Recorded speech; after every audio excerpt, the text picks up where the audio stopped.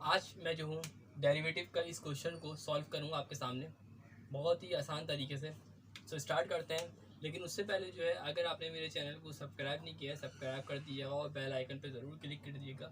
और इस वीडियो को अगर आपको अच्छा लगे तो लाइक भी कीजिएगा और कमेंट करके ज़रूर बताइएगा कि आपको मेरी ये वीडियो कैसी लगी है।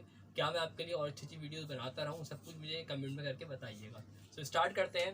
हमारे पास ये क्वेश्चन दिया हुआ है, इस क्वेश्चन को हमें सॉल्व करना है। डेरिवेटिव लेना है simple, D over D x मैं सिंपल यहाँ पे लिख देता हूँ इज इक्वल टू, हमारे पास ये डेरिवेटिव लेना है, मैंने यहाँ पे लिख दिया D over D X, two को मैं बाहर रख देता हूँ, सिर्फ कॉस थ्री एक्स का डेरिवेटिव मुझे लेना है प्लस थ्री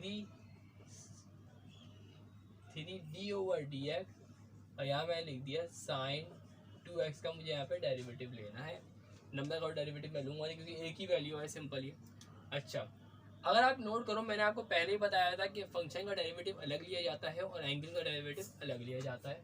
तो अगर मैं यहाँ पे 2 लिख दिया, मैंने यहाँ पे डी ओवर डी एक्स ले रहा हूँ मैं यहाँ पे जो फंक्शन है वो क्या है, 3x है, डी ओवर डी एक्स है।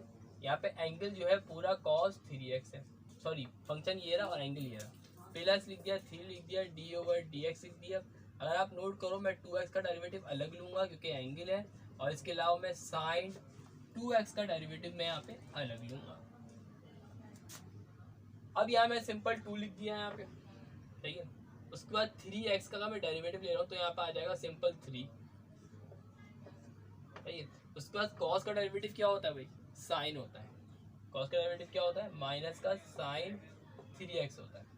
अच्छा जी, प्लस 3 मैं ऐसे लिख दूंगा, 2x का डेरिवेटिव क्या होगा, सिर्फ और सिर्फ 2 होगा। इसके अलावा जो है साइन का डेरिवेटिव क्या होता है, कॉस होता है सिंपल, मैंने यहाँ पे लिख दिया कॉस 2x लिख दिया है यहाँ पे। ऐसा ही है, ये वैल्यू सॉल्व होगा। अब हम क्या करेंगे, मल्टीप्लाई करेंगे, 2 3 तक आ जाएगा, माइनस का 6 साइन 3x हो गया, प्लस का 6 कॉस 2x हो गया। ये हो गया हमारे पास डेरिवेटिव।